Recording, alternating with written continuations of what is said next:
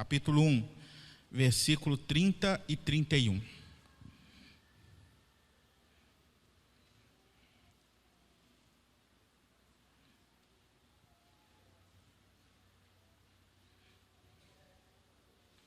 Leiamos.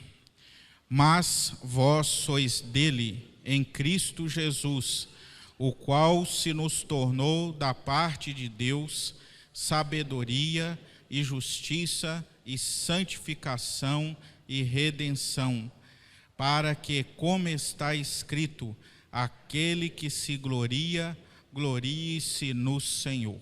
Amém. Oremos. Nosso Deus, nosso Pai, nós te louvamos, ó Pai, por estarmos aqui nesta noite, neste culto de adoração ao Senhor. Agora, Pai, nós clamamos a Ti, que o Senhor fale, através da Tua palavra, aos nossos corações. Que o meditar, ó Pai, nosso, possa ser agradável ao Senhor, que o Senhor venha nos edificar, venha, ó Pai, nos santificar, venha despertar aqueles corações que aqui estão, que ainda não tomaram, ó Pai, uma decisão de servir ao Senhor, de entregar a sua vida ao Senhor Jesus. Que esse seja um momento de reflexão, um momento, ó Deus, de salvação, para que o Teu nome, ó Deus, seja glorificado e exaltado. Nós suplicamos que o Senhor abençoe também as crianças que vão estar ouvindo a mensagem do Senhor. Que o Senhor continue falando aos seus corações, no nome de Jesus. Amém. Você sabe como que uma pessoa se afoga no mar? Você sabe?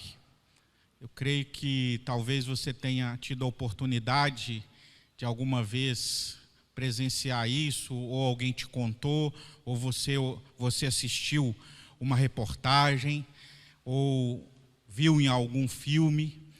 Eu já tive o desprazer de presenciar um afogamento, um caso, aliás, foram 2 afogamentos no mar. E é interessante que isso acontece muitas vezes porque as pessoas não percebem o perigo de se afastar das áreas seguras. O mar, ele engana. A pessoa às vezes está ali, tranquila, né, tomando seu banho de mar, e ela vai se deixando levar, e quando ela percebe, ela já está no meio ali do mar, está às vezes muito afastada, um local onde não dá para nadar, onde ela não consegue firmar os seus pés, e ela acaba se afogando. Eu já vi isso acontecer e percebi isso. Eu olhei para aquelas pessoas, 2 que iam se afastando, e de repente eu pensei, deve saber nadar, porque está se afastando demais. Deve saber nadar, porque está muito longe. E quando pensa que não, houve gritos, né, de pessoas pedindo ajuda, os salva-vidas pularam na água, conseguiram tirar, graças a Deus, pessoas, mas quando tirou, teve que levar para o hospital, não sei posteriormente como que ficou o estado. Mas o certo é que muitas vezes as pessoas se afogam porque elas se afastam das áreas seguras. Elas não sabem muitas vezes nadar, acham que, não, eu consigo, eu vou ir, não tem problema nenhum. Elas menosprezam o mar. No final das contas, meus irmãos, a pessoa que está se afogando, ela precisa de quê? Ela precisa ser salva. Ela precisa ser salva. O que ela mais carece ali naquele momento é que alguém a tire daquela situação, é que alguém vá ao encontro dela e retire ela daquele momento desesperador, que a salve. E o salva-vidas, ele tem 3 missões cruciais, importantes. Primeira delas, a prioridade é tirar a pessoa da água. Tem que tirar a pessoa ali da água. Segundo, tirar a água da vítima. Por isso que é feito, né, todo aquele procedimento para que a pessoa possa expelir a água, porque a água com certeza pode invadir os pulmões, pode prejudicar a respiração e a pessoa pode morrer. E a terceira é reanimar a pessoa, voltar, fazer com que ela volte ao estado de consciência, que ela retorne novamente, que ela possa retomar os seus sentidos. Então essas são as prioridades de um salva-vidas, de alguém que está salvando uma vítima de afogamento. E na vida espiritual, fazendo aqui um paralelo, também é assim, também é da mesma forma. Na realidade, meus irmãos, toda a humanidade está se afogando, porque toda a humanidade sem Deus está a caminho da morte eterna, assim como aquele que se afasta ali das áreas seguras do mar, aquele que despreza o mar, aquele que não sabe nadar, ele vai se afastando e ele corre o risco de se afogar, ou seja, ele está caminhando para a morte. Assim também, o homem sem Deus, ele está se afogando, ele está caminhando para a morte eterna, ele está morto nos seus delitos e nos seus pecados. E muitas vezes não, todas as vezes, o homem não percebe isso até que os seus olhos sejam abertos para o perigo. Da mesma forma, às vezes a pessoa, como nós falamos aqui, está ali tranquila, está achando que está indo bem, que é seguro, mas ela não percebe o perigo que ela está. Então, os olhos dela precisam ser abertos, alguém precisa, olha, você está se afastando demais, você corre risco de se afogar. Então, os olhos são abertos pela revelação do Evangelho, porque o Evangelho de Cristo, ele mostra para o homem o que ele é sem Deus, qual que é o estágio dele, aonde ele está, qual o risco que ele corre de condenação da ira de Deus. E aí então, meus irmãos, ele é chamado a tomar uma decisão. E o Evangelho diz também que esse homem, ele precisa da salvação. Ele precisa ser retirado do mar da perdição. Assim como o salva-vidas tira ele daquele mar, onde ele está se afogando, é preciso que se tire daquele homem o pecado. Que tire, assim como o salva-vidas procura retirar a água dos pulmões, do corpo daquela vítima. É preciso, meus irmãos, ser reanimado, voltar à vida. Ou seja, é preciso nascer de novo, é preciso de nova vida. Então, meus irmãos, na realidade, a grande necessidade de todos é a salvação. É a salvação. É algo que, infelizmente, hoje tem sido desprezado. Claro que sempre isso foi feito, mas hoje, principalmente nos nossos dias, muitos não valorizam a salvação que obtiveram em Cristo. Muitos ainda estão caminhando sem a certeza da salvação. Estão vivendo uma vida em que não sabem que o dia de amanhã podem ser chamados, e se não forem salvos em Jesus, estarão condenados. Muitos, meus irmãos, estão brincando com essa realidade, assim como muitos brincam, às vezes, com o mar, e se afogam, e morrem. Mas isso não é para se brincar, isso não é brincadeira, porque isso diz respeito não simplesmente a pessoa morrer fisicamente, mas diz respeito a pessoa morrer eternamente, passar o restante da existência, a eternidade, longe da graça de Deus, condenado para sempre, sem oportunidade nenhuma mais. A salvação é algo central, é algo emergencial na vida de todos. Você já parou para pensar nisso? Você já parou para analisar se você realmente é uma pessoa salva? Não estou perguntando se você frequenta a igreja, se você é oficial, se você nasceu num lar evangélico, se você está na igreja há 20, 30 anos. A minha pergunta é, você é uma pessoa salva em Jesus Cristo? Se o Senhor te chamar hoje, como chamou nossa irmã Miralda ontem, você tem certeza para onde você vai? Tem certeza o lugar que você vai passar a eternidade? Você tem a salvação? É isso, meus irmãos, que é importante. E o apóstolo Paulo, ele fala aqui nesse texto que nós lemos, da necessidade de um Salvador. Nós precisamos de alguém que nos salve, porque nós não temos condições. Uma pessoa, quando está se afogando no mar, dificilmente, eu diria que 99,9% de vezes, ela consegue sair sozinha. Não consegue. Porque ela começa a se debater, ela começa a se desesperar. Ali ela vai temendo e, de repente, ela fica cansada. Às vezes vem as cãibras. E mesmo que ela saiba alguma coisa de natação, ela vai ficar cansada e muitas vezes o desespero toma conta. E ela acaba se afogando. Precisa alguém ir ao encontro dela e tirar da água. Às vezes, salva-vidas tem uma técnica, de não chegar à frente da pessoa. Porque se chega à frente, a pessoa naquele desespero agarra e os dois afundam. Por isso que muitos salva-vidas chegam por trás, agarram a pessoa e vão levando sem ela ter possibilidade de se agarrar nele.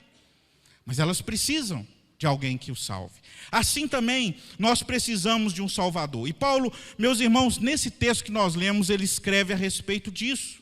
Essa carta de 1 Coríntios, Paulo ele escreve para sanar problemas que haviam na igreja, de divisões, de imoralidade, de contendas, que a igreja de Corinto estava enfrentando. Ele responde também a dúvidas sobre a Santa Ceia, sobre a ressurreição, sobre o casamento, sobre o divórcio. Ele fala a respeito disso tudo. Mas ele fala também sobre Cristo. Sabemos que Paulo, meus irmãos, a mensagem de Paulo, como ele deixa bem claro, era a mensagem da cruz, era a mensagem de Cristo. A igreja que estava ali em Corinto, aqueles irmãos que foram separados, que foram santificados, como ele se apresenta aqui no início, ele então exorta aquela igreja à unidade, ele exorta aquela igreja a buscar a sabedoria de Deus, a buscar a mensagem da cruz, que para o mundo era loucura.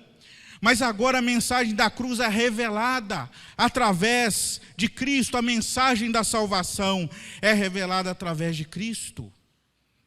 Deus, ele usa, como ele mesmo fala aqui, nesse mesmo capítulo, a loucura da cruz para chamar as pessoas à salvação.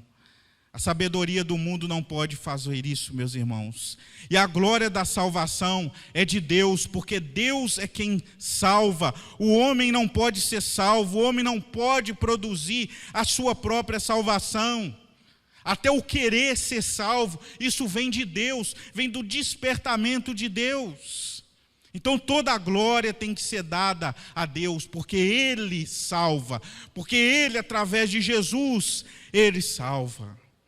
Então, meus irmãos, Paulo, ele diz, e deixa bem claro, que os coríntios não deviam achar que a salvação pertencia a qualquer homem que fosse, a não ser a pessoa de Jesus. E aqui ele fala a respeito disso. Nesses versículos, principalmente no versículo 30, ele diz, mas vós sois dele, ou seja, de Deus, em Cristo Jesus. Nós pertencemos a Deus mais uma vez através de Cristo. Pertencemos a Deus por direito de criação, porque Ele nos criou e Ele tem domínio sobre toda a criação. Mas somos de Deus em um segundo momento. Por quê? Por causa de Cristo, por causa da sua obra, de tudo aquilo que Ele fez. Porque Cristo, Ele se tornou, da parte de Deus, sabedoria, justiça, santificação e redenção. Por isso, meus irmãos, eu quero falar nesta noite, que somente Cristo é a nossa provisão para a salvação. Somente Cristo é a nossa provisão para a salvação. Ou seja, Cristo é tudo o que precisamos para a salvação, é tudo o que você precisa para a salvação. E é isso que você precisa pensar, é isso que você tem que buscar, é isso que você precisa anunciar, a mensagem da salvação na pessoa de Cristo. E o texto nos diz, meus irmãos, em primeiro lugar, que Cristo é a nossa sabedoria. Cristo é a nossa sabedoria. Cristo, Ele é a verdadeira sabedoria, porque Ele é o Logos, como lá é dito em João, aquele que revela a plenitude da divindade. Hebreus capítulo 1 e 2 nos lembram a respeito disso. Lá diz assim, havendo Deus outrora falado, muitas vezes e de muitas maneiras aos pais pelos profetas, nesses últimos dias nos falou pelo Filho, a quem constituiu o herdeiro de todas as coisas, pelo qual também fez o universo. E João diz, em João 1,18, ninguém jamais viu a Deus. O Deus unigênito, que é Cristo, que está no seio do Pai, é quem o revelou. Então Jesus, meus irmãos, Ele é a verdadeira sabedoria. E o apóstolo Paulo diz que ele tem todos os tesouros de sabedoria e do conhecimento de Deus. Colossenses 2:3 diz: em quem todos os tesouros de sabedoria e do conhecimento estão ocultos. Quer conhecer a Deus? Verdadeiramente, você não conhece a Deus sem Jesus Cristo, sem passar por Cristo, sem chegar-se a Cristo. Meus irmãos, a união com Cristo nos faz conhecer a verdadeira sabedoria. Faz com que o crente ele seja sábio, ele tenha o conhecimento, a prática dos requisitos para uma vida correta e que alcance o conhecimento de Deus, cuja glória se revela na face de Cristo. Então, todo verdadeiro conhecimento procede de Cristo. Nós vivemos numa época em que as pessoas estão atrás de informações. As informações chegam sem a gente querer. Toda hora nós recebemos informações, as pessoas correm atrás, as pessoas procuram conhecer, às vezes vão de um lado para o outro, buscam aquela igreja, querendo a sabedoria, qual que é o caminho verdadeiro, o que eu devo crer, no que eu devo realmente colocar a minha confiança. E a gente vê que são muitas vozes, que as pessoas falam muitas coisas, que muita coisa é pregado, mas a centralidade da verdadeira sabedoria está em Cristo. Nós não podemos, meus irmãos, ser influenciados por ideologias, não podemos ser influenciados por pensamentos que não se adequam às Escrituras, não podemos ser influenciados nem pela nossa própria sabedoria humana, aquilo que nós construímos como a nossa vida, como aquilo que nós achamos que é o mais certo. Tudo precisa estar direcionado, centralizado e vir de Cristo. Temos que conhecer a Cristo para agir como Cristo, para viver como Cristo, para reagir como Ele, para ter o seu coração, para ter o seu pensamento. É aquilo que o apóstolo Paulo diz: já não sou eu quem vivo, mas Cristo vive em mim. Então, o Senhor Jesus, Ele é a verdadeira sabedoria, Ele é a sabedoria. E é isso que o texto fala. Nós temos que procurar conhecê-lo, irmãos. E há tanta coisa para nós conhecermos a respeito de Cristo. A palavra de Deus nos mostra isso. A palavra de Deus é suficiente. Não precisamos de novas revelações. Não precisamos de mais nada a não ser as Escrituras. Se você não satisfaz em conhecer a Cristo através das Escrituras, então, olha, não tem outra maneira. O que mais você vai conhecer por aí? Tudo isso é falso, tudo isso não tem importância nenhuma. Então nós temos que entender que Cristo é a nossa sabedoria. Se você muitas vezes está perdido, se você está desorientado, se você não sabe às vezes a direção tomar, se você não sabe o que fazer, então você tem que recorrer a Cristo.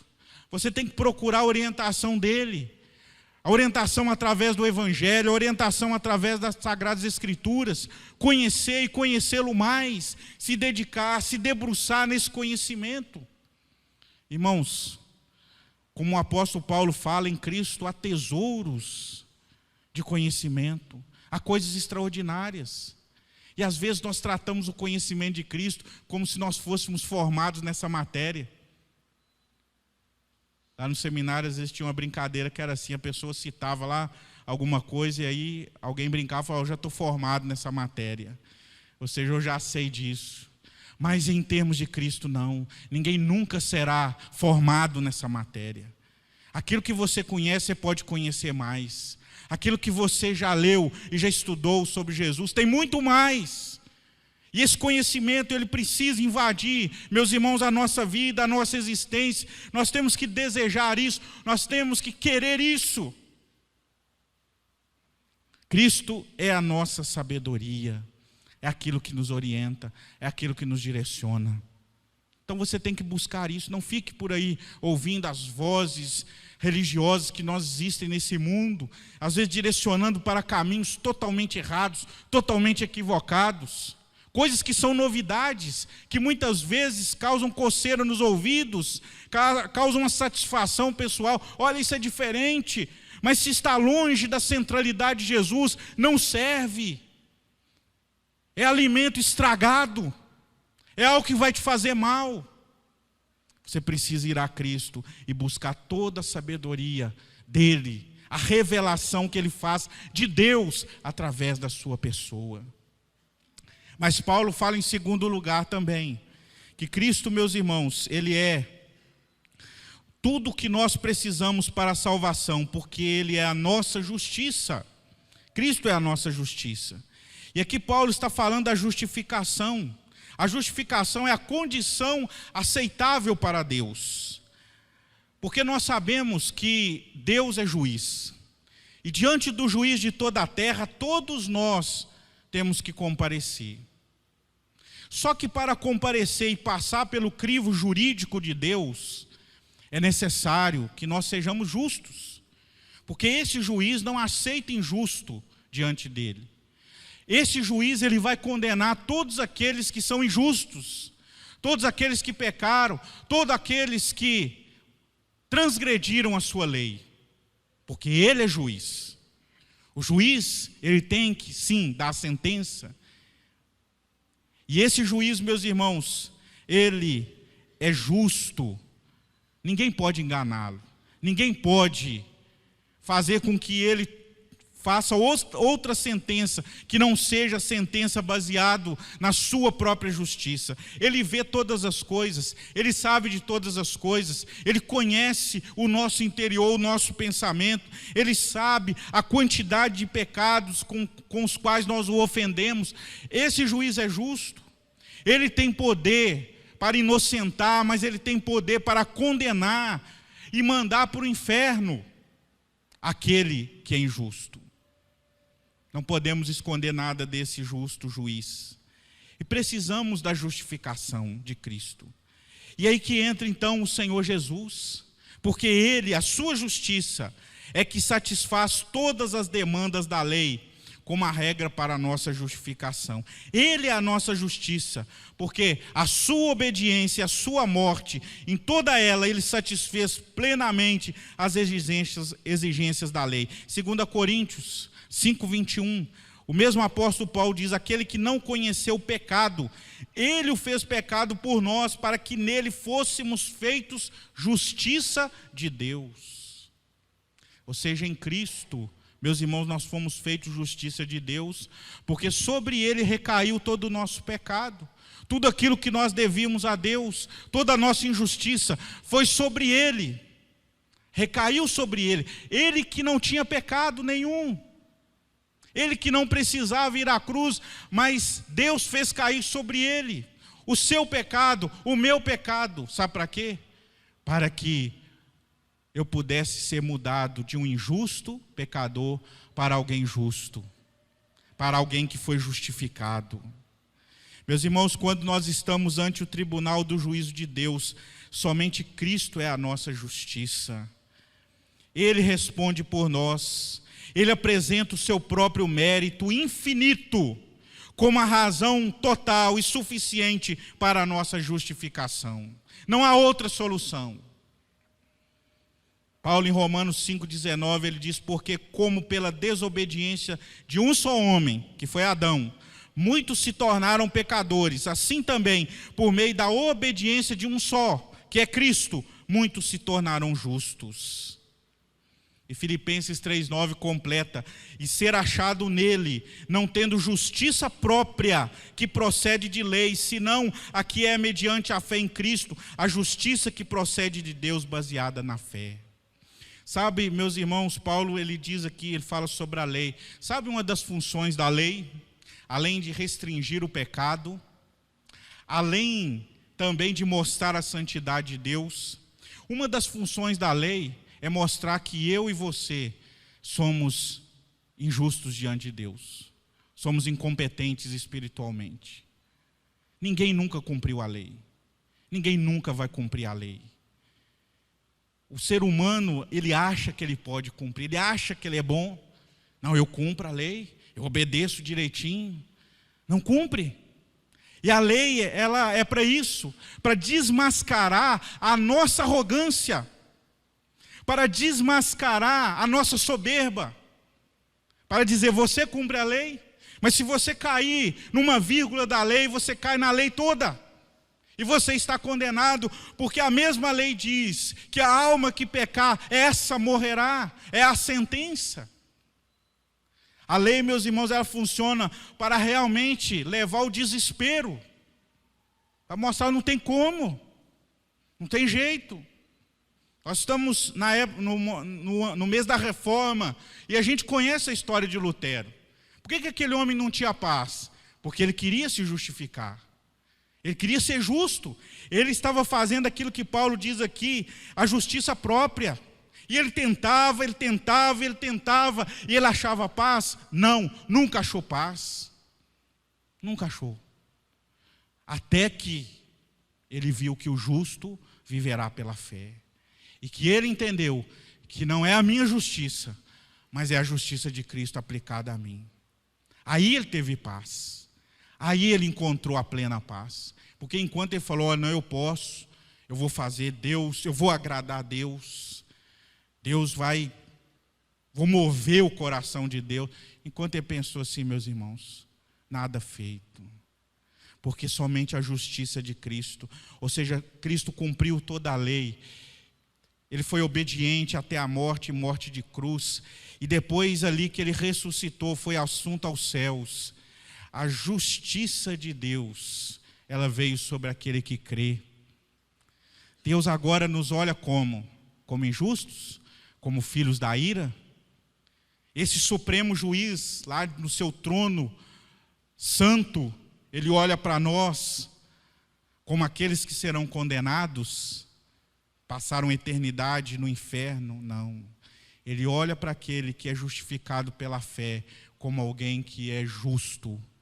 Ali ele está vendo a justiça, não nossa, porque a nossa justiça, irmãos, é uma piada diante da justiça de Cristo. Ele olha para mim, para você, através dos méritos de Jesus. Ele olha para aquilo que Cristo fez ali na cruz do Calvário, pela obediência de Cristo. Cristo não caiu em nenhuma vírgula da lei. Ele foi tentado por Satanás, foi tentado pelo mundo. Ele foi zombado, ele foi torturado, mas em nenhum momento ele caiu. Ele foi à cruz. Ele não foi forçado, mas ele foi porque ele quis. E ali na cruz ele conquistou a justiça. E ele nos dá essa justiça. Então, olha, eu quero dizer uma coisa para você que está aqui nessa noite e que ainda não tem certeza dessa justificação. Você precisa dela. Porque hoje ou amanhã, nós não sabemos, você vai ter que encarar esse juiz, face a face. Não se iluda, não pague para ver, você vai encarar ele. E o que você vai falar para ele? Como que você vai se justificar? Não tem jeito, ele é santo. Se você dizer, olha, eu fui um bom filho, eu fui um bom esposo, ele pode te dizer assim, mas e todos os pecados que você cometeu contra mim? Todos os pensamentos que você teve? E a minha lei, quantas vezes você transgrediu a minha lei? Se ele quiser fazer uma comparação daquilo de bom que você fez, dos seus pecados que você cometeu, o que você acha que vai sobrar? O que você acha que vai prevalecer? Com certeza, irmãos, os nossos pecados. Mas se você chegar diante dele, confiado nos méritos de Cristo, ele vai olhar para você e não vai te cobrar. Ele vai olhar para você como justo, como alguém que foi justificado.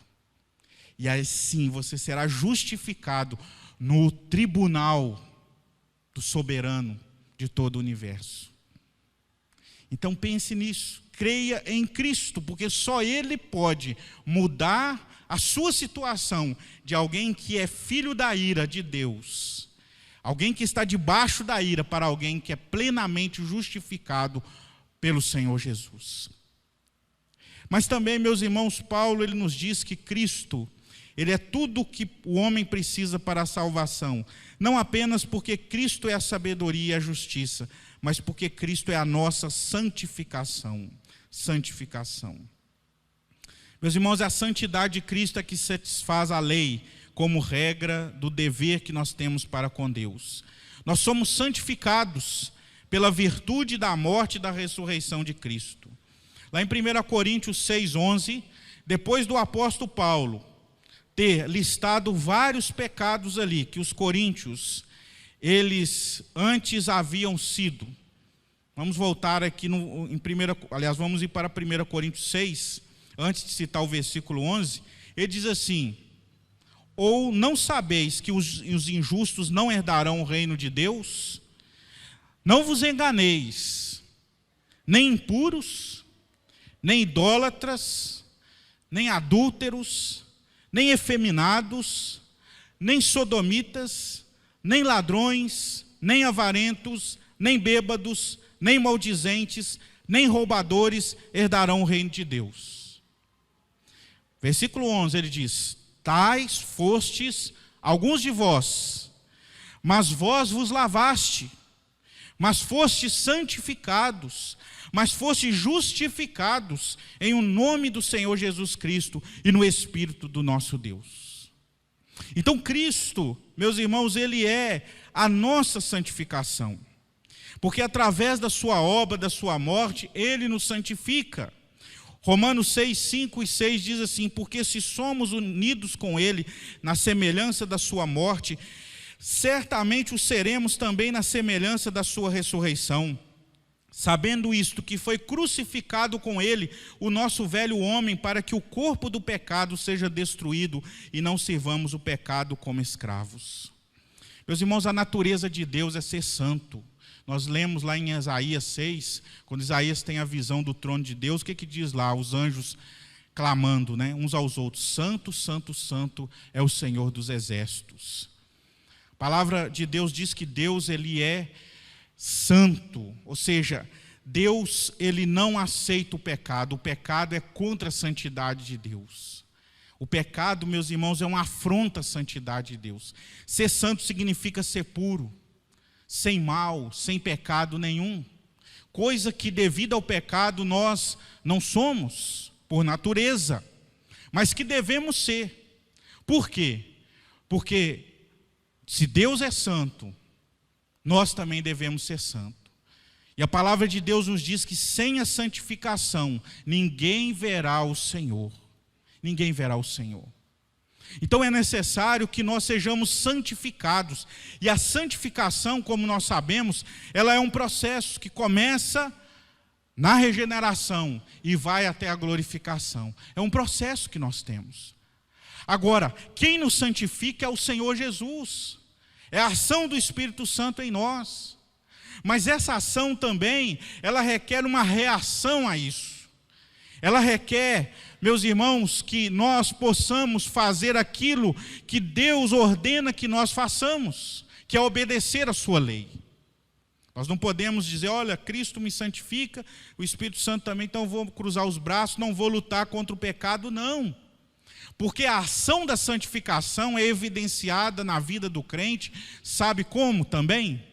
Através da forma com que o crente encara o pecado, da forma com que o crente luta contra o pecado. Isso mostra que realmente há uma ação em decurso na vida dele para a santificação. E nós temos que ser moldados, santificados para a glória de Deus, transformados de glória em glória na própria imagem de Cristo, como Paulo fala também em 2 Coríntios 3,18. Ser transformados à imagem de Cristo, porque Ele é o padrão, esse é o plano de Deus para nós. Sermos semelhantes a Cristo, sermos moldados a Cristo. Agora nós só podemos fazer isso através de Cristo. Meus irmãos, a santificação sem a dependência de Cristo é legalismo, é religiosidade, é aquilo que os fariseus tentavam fazer, agradar a Deus, achando que eles podiam, bater no peito e falar: não, eu posso, não, esse pecado aí eu não cometo. Falando como eles faziam contra os publicanos, os pecadores. Não. Nós precisamos confiar nos méritos de Cristo para a nossa santificação. Nós somos santificados pela habitação do seu Espírito, que o Senhor Jesus nos enviou, e através da sua palavra, porque o próprio Senhor Jesus diz lá em João 17:17, santifica-os na verdade, a tua palavra é a verdade. E em 2 Tessalonicenses 2,13, o apóstolo Paulo diz: entretanto, devemos sempre dar graças a Deus por vós, irmãos amados pelo Senhor, porque Deus vos escolheu desde o princípio para a salvação, pela santificação do Espírito e fé na verdade. Meus irmãos, o processo de santificação é doloroso, porque isso tem a ver comigo, com você. Tem a ver com aquilo que eu quero, que eu desejo, as minhas tendências, as minhas inclinações, que muitas vezes para mim são boas, satisfazem a mim, mas ofendem a Deus. A santificação é dolorosa porque ela vai arrancar muitas vezes o meu caráter desvirtuado daquilo que eu devo ser em Cristo, e vai procurar me moldar a mente de Cristo. A santificação, ela não é um passeio no parque, numa tarde ensolarada. A santificação, meus irmãos, é uma luta encarniçada num campo de batalha, contra os piores dos inimigos, contra os inimigos mais sedentos, que são a carne, o mundo e o diabo. É uma luta. O grande problema é que muitas vezes nós não encaramos dessa forma. Nós achamos, não, né, estou passeando. Não é assim. O pecado, ele está sempre nos assediando. O pecado ofende a Deus. E o antídoto para isso é a santificação em Cristo. É nós nos rebelarmos contra nós mesmos, as nossas tendências. Infelizmente, como muitas vezes nós aceitamos de tal forma aquilo que ofende a Deus, não pensamos nisso ainda mais nos nossos dias, em que a sedução do mundo, muitas vezes, irmãos, quer nos moldar a imagem e semelhança do mundanismo. E às vezes nós estamos aceitando isso, abraçando isso, porque isso faz bem, isso nos satisfaz. E aí então nós perdemos a oportunidade de buscarmos mais uma vida de santificação. Quantas vezes, irmãos, nós tropeçamos naquilo que não deveríamos mais tropeçar, em pecados que já deveria fazer parte do nosso passado, em coisas que nós poderíamos evitar, e nós estamos repetindo as mesmas coisas, estamos voltando àquilo que deveríamos ter abandonado. E como isso tem acontecido, irmãos, nos nossos dias, quantos escândalos, quantas coisas que nós vemos aí, ainda mais na época de redes sociais, onde muitas vezes as pessoas não têm vergonha de se exporem, de colocarem nas redes sociais aquilo que estão fazendo de errado. Eu fico perguntando, onde que está o desejo de santificação, de santidade de vida? Mas muitas vezes estão baseando, não, eu gosto, isso não tem nada a ver. Mas nunca é isso que a palavra de Deus diz. O servo dele procura buscar uma vida de santificação, de santidade, interna e externa. E nós temos que confiar, meus amados irmãos, que Cristo é quem faz em nós essa obra maravilhosa, mas nós temos que, ela é feita através da sua palavra em nós, porque a santificação é um antídoto para o pecado, que atingiu o nosso ser. A santificação, ela tem a ver com as nossas obras, com os nossos pensamentos, com as nossas intenções, com as nossas formas de agir, de reagir, de tratar o nosso próximo. E às vezes precisamos voltar, como a Bíblia fala, aos rudimentos da lei, aos rudimentos, coisas que nós deveríamos fazer. E às vezes temos que estar voltando, ensinando novamente. Meus irmãos, nós temos que progredir, temos que caminhar para frente, temos que melhorar, temos que abandonar as coisas que muitas vezes nos atrapalham e que nós sabemos que é contra a palavra de Deus, porque Cristo é a nossa santificação. E olha, ninguém verá o Senhor sem a santificação. Pode saber disso e pode colocar isso na sua cabeça. Deus está te dando uma oportunidade nessa vida, para você melhorar, para você ser santificado.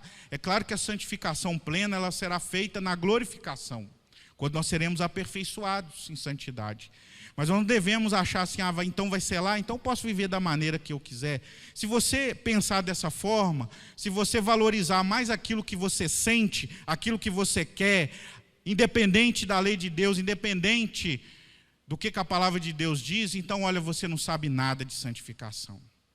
Você não entende nada, você não conhece nada de santificação. Talvez nem crente você seja, é a grande realidade, porque quem é convertido, ele sabe o que é buscar a santidade. Por último, irmãos, Cristo é a nossa redenção. A palavra de Deus nos diz aqui que Cristo, ele é tudo que o homem precisa para a salvação, porque ele é a sabedoria, a justiça, a santificação e a redenção. A redenção é uma libertação efetuada pelo pagamento de um resgate. Aquele que está ali muitas vezes preso, como acontecia muito, os reis saíam à guerra, capturavam os prisioneiros. Aí, dependendo da situação, você poderia lá resgatar um parente, um amigo, um rei, alguém. Mas para fazer isso, você teria que redimi-lo. E redimi-lo é pagar um resgate. Você teria que pagar um resgate para aquele que estava ali detendo. E a redenção aqui, meus irmãos, ela é um pouco diferente, porque a redenção aqui ela é a libertação do mal. É quando Cristo ele dá a sua vida por nós em nosso lugar. E a redenção ela compreende todos os benefícios recebidos de Cristo. Ele é o nosso libertador do quê? Da culpa, do inferno, do pecado, do poder de Satanás. Ele é o nosso redentor da morte. Ele nos livra de todos esses poderes nefastos, terríveis, que transformam a vida do ser humano na perdição, em algo desesperador. Ele nos redime disso. Ele pagou todo o preço com o seu sangue. Por isso o valor do sangue de Cristo é infinito. Só esse sangue pode pagar os pecados e nos redimir. E essa libertação é feita por esse resgate. A redenção é efetuada somente por Cristo. Romanos 3:24 diz, sendo justificados gratuitamente por sua graça, mediante a redenção que há em Cristo Jesus. Somente em Cristo a redenção. E é somente pela graça. Efésios 1:7 diz, no qual temos a redenção pelo seu sangue, a remissão dos pecados segundo a riqueza da sua graça. Deus é tão rico em graça, que Ele então nos redime, só Ele, através de Cristo, pode pagar essa dívida que constava contra nós. Somente Ele pode nos redimir, somente Ele pode nos resgatar do império das trevas. A redenção é feita pelo sangue de Cristo. Hebreus 9:12 confirma isso, não por meio de sangue de bodes e de bezerros, mas pelo seu próprio sangue, entrou no Santo dos Santos uma vez por todas, tendo obtido eterna redenção. Eterna redenção. Meus irmãos, isso é extraordinário, porque sem o derramamento de Cristo, nós estaríamos presos ainda, totalmente presos ao pecado, totalmente presos ao império das trevas, estaríamos ainda como escravos do diabo. E é isso que Paulo fala em Colossenses 1:13, ele nos libertou do império das trevas e nos transportou para o reino do Filho do seu amor. E Romanos 6, versículo 6 diz, sabendo isto que foi crucificado com ele o nosso velho homem, para que o corpo do pecado seja destruído e não sirvamos o pecado como escravos. Hoje nós temos no mundo, irmãos, pelas estatísticas, mais de 25 milhões de pessoas vivendo em regime de escravidão. Você sabe o que é ser escravo? Às vezes a pessoa brinca, eu estou trabalhando nesse negócio, sou um escravo aqui. Mas não é não. A escravidão é algo perverso, é algo terrível. O escravo ele não tinha direito a nada, praticamente nada. A vontade do escravo pertencia ao seu senhor. Não tinha férias, não tinha 13º, não tinha FGTS, não tinha nada disso. Não tinha quase direito nenhum, ele é uma propriedade. Quando os africanos foram trazidos para o Brasil, a gente sabe disso na história, que fazia-se mercados de escravos e negociava homens, mulheres, crianças como mercadoria. As pessoas olhavam às vezes os dentes dele para ver se ele era saudável, e dependendo disso eles davam um preço, era negociado ali. E não é somente aqui, em toda a história da humanidade sempre foi assim: escravos negros, escravos brancos, enfim, era assim. Depois que a pessoa era separada da sua família, era vendida como escravo, ela já não tinha mais vontade própria. Então, quando Paulo ele usa que na época de Paulo havia muita escravidão, inclusive o Império Romano chegou a uma época que tinha mais escravos do que pessoas livres no Império Romano. E isso foi a ruína, uma das causas da ruína do Império Romano, porque depois os escravos se levantaram contra os próprios donos. Mas Paulo sabia do que estava falando, irmãos. Ele está dizendo o seguinte: olha, você era escravo do pecado. Então você podia dizer, você estava ali acorrentado ao pecado, acorrentado ao império das trevas. Você servia a Satanás, sim, fazendo a vontade dele. E de lá ele te tirou, ele quebrou os grilhões, ele te redimiu, ele te comprou para te dar a liberdade nele, a liberdade em Cristo. Cristo, meus irmãos, quebrou as cadeias do pecado. Essas cadeias que estavam sobre nós e nos impedimos de ser livres. Hoje as pessoas falam em liberdade, clamam por liberdade e acham que liberdade é sair por aí fazendo tudo que querem. Liberdade é viver a vida, muitas vezes, com as drogas, com o sexo ilícito. É viver aí nos carnavais, nas festas. É chegar e sair a hora que quiser. Isso é liberdade, as pessoas dizem. Mas isso não é liberdade. Isso não é liberdade, isso é imposição do mundo. Você está fazendo exatamente aquilo que o mundo quer. Você está fazendo exatamente aquilo que o diabo quer e deseja que você faça. Você está fazendo o que ele quer. Livre é aquele que está em Cristo, porque ele é liberto dessas cadeias infernais que o prendem. E agora você é livre para adorar aquele que te redimiu. Você é livre para servir aquele que te comprou. Você é livre em Cristo para adorá-lo, para ter esperança nele. Você é livre para isso. É a liberdade, meus irmãos, em que ele nos conduz, porque o homem, ele não sabe ser livre. Aliás, o homem não é livre. A grande verdade é que a liberdade humana é uma ilusão. O homem sempre é servo de alguma coisa, nem que seja dele mesmo, do próprio eu, do próprio egoísmo, mas ele vai ser servo. Mas como o Senhor Jesus fala, o jugo dele é suave, o fardo dele é leve. E ele conduz a salvação, a plenitude de vida, a plenitude de alegria eterna. Servir a Deus, meus irmãos, não é um fardo. Servir a Deus não é algo que deve causar em nós insatisfação, reclamação, não. É algo maravilhoso, porque isso significa a nossa liberdade. Nós estamos livres para servi-lo, para adorá-lo, para bendizer o seu nome, para cultuar o seu nome. Tudo isso porque Cristo é o nosso Redentor, é aquele que nos redimiu. Você é livre. As cadeias infernais do império das trevas, do pecado, da prisão de Satanás, já não fazem mais parte da sua vida? Você tem certeza disso? Ou você anda conforme a inclinação daquilo que você quer? Você anda conforme a inclinação deste mundo, da vontade do diabo? Mas em Cristo há redenção, em Cristo as cadeias são quebradas, em Cristo nós somos resgatados do império das trevas e transportados para o reino de luz, para o reino de Deus, para o reino da graça de Deus. Mas somente em Cristo, somente Ele é o passaporte para esse reino. Concluindo, meus irmãos, Cristo é tudo aquilo que o homem precisa para a salvação, porque Cristo é a nossa sabedoria, é a nossa justiça, é a nossa santificação e é a nossa redenção. Existe apenas um conhecimento que nos orienta para a salvação de nossas almas, é o conhecimento de Cristo.